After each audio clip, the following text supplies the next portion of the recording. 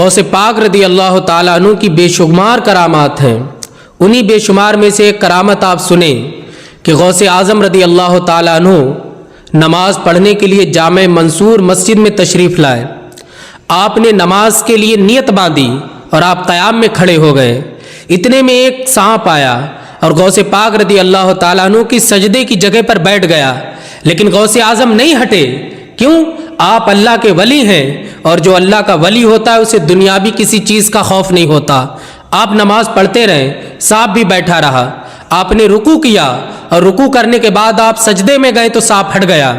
غوث اعظم رضی اللہ تعالیٰ عنہ قعدے میں بیٹھے۔ اب وہ سانپ کیا کرتا ہے؟ جب آپ اتحیات میں بیٹھے تو سانپ آپ کے زانو سے ہو کر کے سینے کے رہا، آپ کے کاندھے پر سوار ہو گیا، مگر غوث پاک رضی اللہ تعالیٰ عنہ نے نماز کو نہیں توڑا۔ آپ نماز پڑھتے رہے۔ آپ نے سلام پھیرا اور جیسے ہی غوث پاک نے سلام پھیرا تو سانپ غائب ہو گیا۔ آپ سمجھ گئے یہ کوئی جن تھا جو مجھے برگلانے کے لیے آیا۔ چونکہ آپ اللہ کے ولی ہیں، آپ کو تو خوف ہی نہیں ہے، اور آپ جانتے بھی ہیں یہ کون تھا۔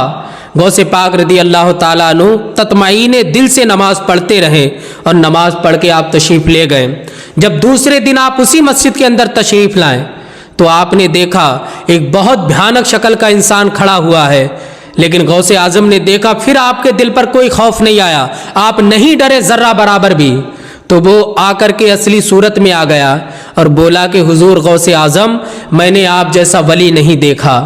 میں نے بہت سے لوگوں کو برگلایا، سانپ کی صورت میں آ کر کے ان کی نمازیں خراب کر دیں، مگر آپ پر میرا بس نہیں چلا۔ آپ نماز پڑھتے رہے، آپ یقیناً اللہ کے ولی ہیں، آپ اللہ کے دوست ہیں۔ غوث اعظم رضی اللہ تعالیٰ عنہ چونکہ اللہ کے ولی ہیں، کوئی خوف نہیں تھا۔ پھر وہ آپ کے پاس آیا، بولا حضور آپ مجھے اپنے دست حق پر آپ مسلمان فرما دیجئے۔ سبحان اللہ!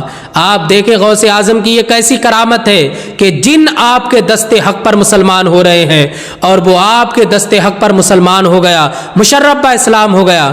تو حضور سیدنا غوث الاعظم نے انسانوں کو بھی دین کی دعوت دی ہے اور جنوں کو بھی دین کی دعوت دی ہے۔ پوری زندگی اللہ اور رسول کے لیے آپ نے دی ہے، قربان کر دی ہے۔ تو اللہ پاک نے انہیں یہ مرتبہ دیا ہے کہ آپ کا قدم تمام اولیاء اللہ کی گردنوں پر ہے۔